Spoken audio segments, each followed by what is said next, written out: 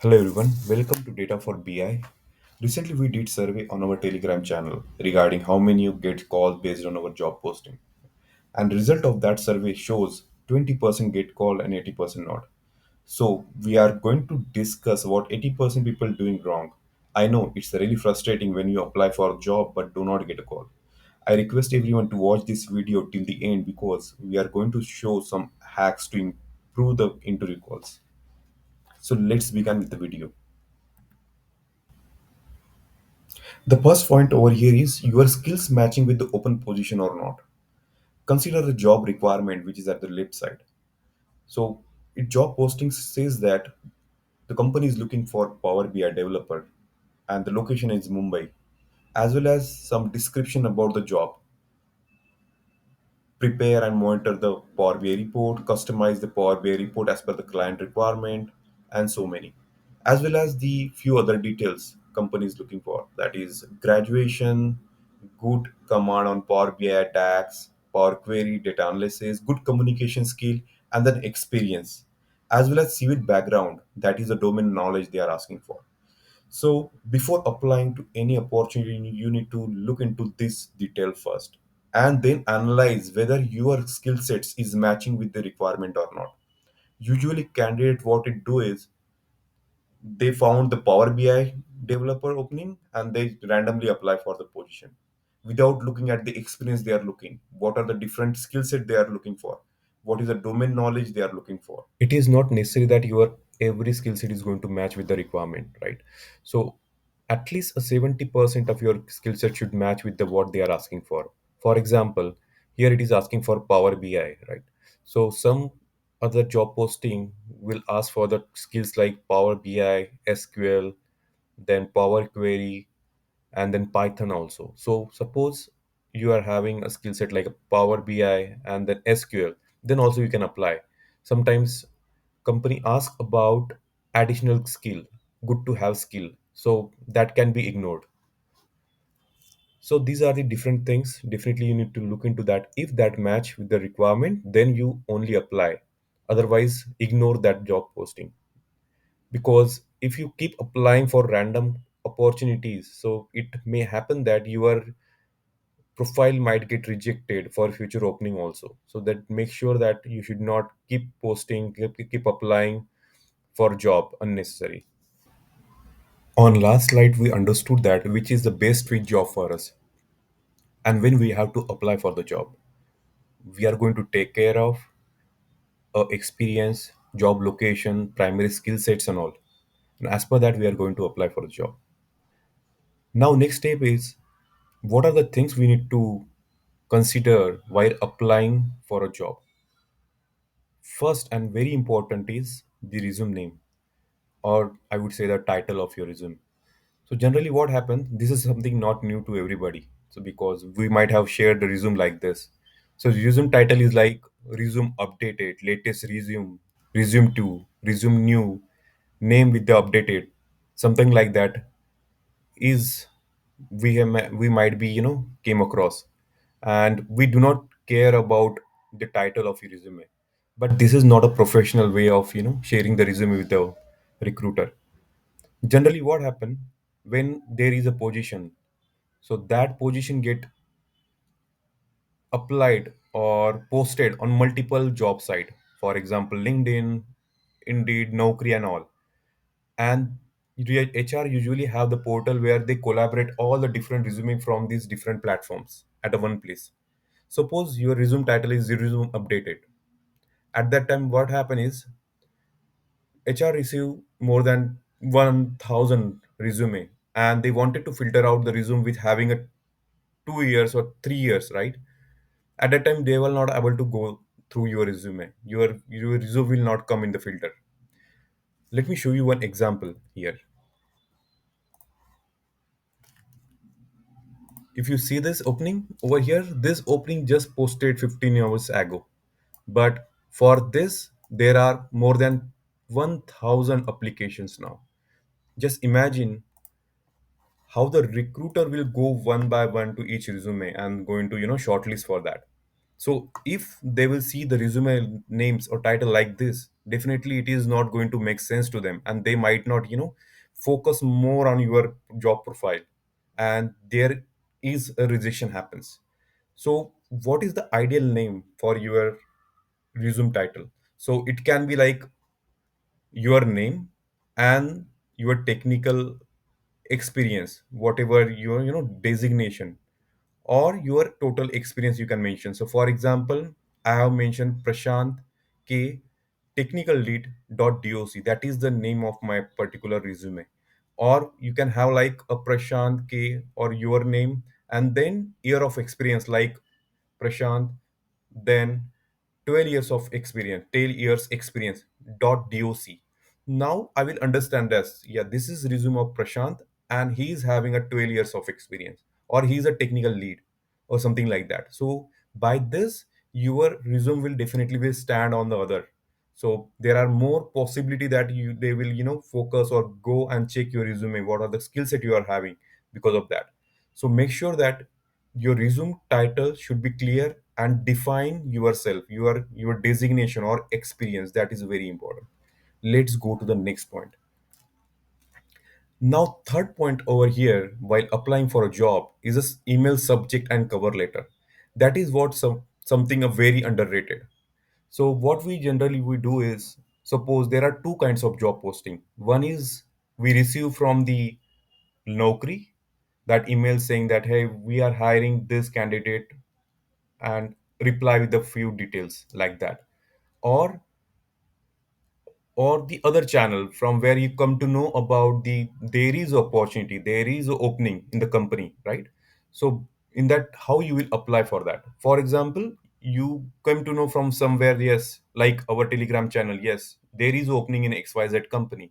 So definitely you are going to take the email address of the recruiter from there, and that will be in the to section of your email. Then what is the subject line for that particular email, right? That is very important. It should not be like a something like a very random, or which does not make sense, like applying for a job or something like that. It should be like your name, colon, position you are applying, and then your experience. So for example, it can be Prashant, and then Prashant K, and then position you are applying for is the technical lead, and your experience like 12 years of experience, something like that. So it is defining that yes, this candidate is applied for this position, and he is having a 12 years of experience, something like that. So it looks very catchy, as well as seek the HR attention to your job application. So make sure that you should have subject line something like that, not a very generic or kind of very you keep any normal subject line, something like that. So make sure these points.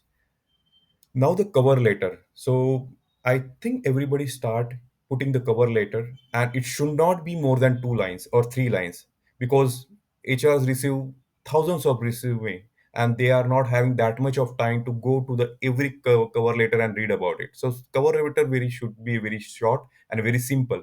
It's not be you put everything inside that cover letter, and then recruiter feel that okay, there are so many information, I do not have a lot of time, let me jump on another resume, something like that. So cover letter should be like a 2 to 3 line. For example, hi, I came to know about the opportunity in your organization, and my skills are matching with the requirement, I would like to apply for that, and below are the details which can help you to take decision or take my application forward. So you should always put the important details in your cover letter or a job application you are applying for. So detail is like your experience, your primary skill set that must be highlighted, and your what is your secondary skill sets also, which is add on to the company, that is also must be highlighted. Then what is the expected CTC, and the what your current CTC, that is also mentioned, and the notice period and location. So most of the time what happen is your resume get rejected because of notice period, right? So make sure that if there is a buyout option in your company, or you are on a bench at that time, you can make sure that if you are having a 3 months of notice period, you can mention that yes, I can join within a month or 30 days if you're on bench, or companies having a buyout option also, that is should be mentioned in the notice period column, because that field, that information is very important for the companies, and the location you are interested for. So make sure that the subject line, the cover letter is very, very important. And these are the points you need to focus on while applying for the job.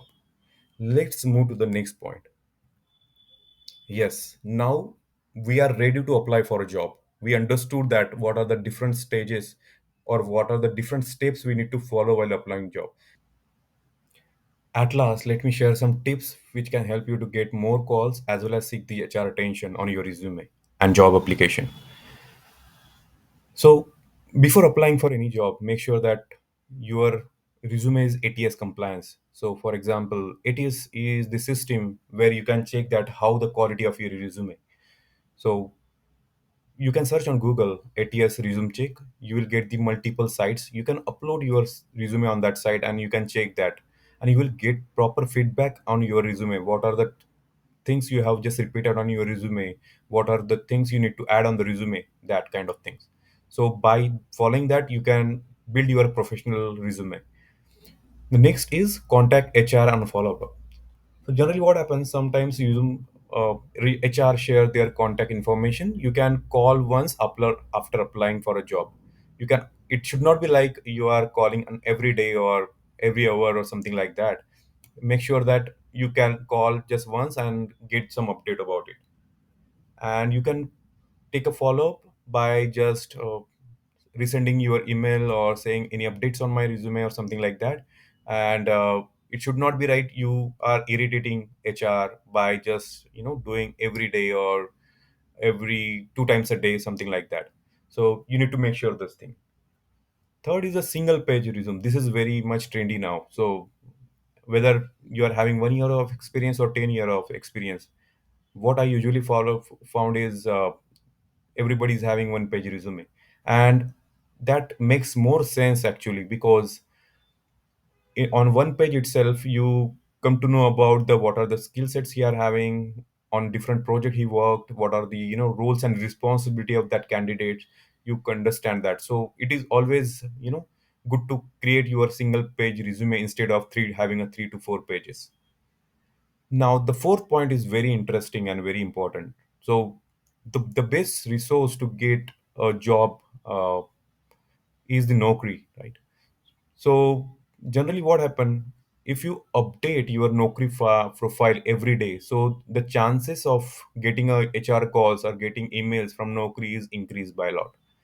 So, usually in between 10 to 12 p.m., 10 a.m. to 12 p.m. if you update your resume, so at that time it found that you get some more call. So one can definitely try this trick, and I hopefully you will get the call based on this. And the fifth point is my favorite, that is increase your contact, your LinkedIn family. That is very important, because you need to build a professional network where you can reach out to different people whenever needed. You will get the updates by the different companies or different people working on a different companies on daily basis if they have any opening in their organization. Even I having more than 5,000 contacts in my LinkedIn. So make sure that you build this everything. So these are the different things definitely you need to make sure, or you can follow to get the HR calls, and you can boost your uh, job application. That is all about everybody, and thank you for watching this video. If definitely if you'd like to support us, you can just follow this channel, and thank you very much.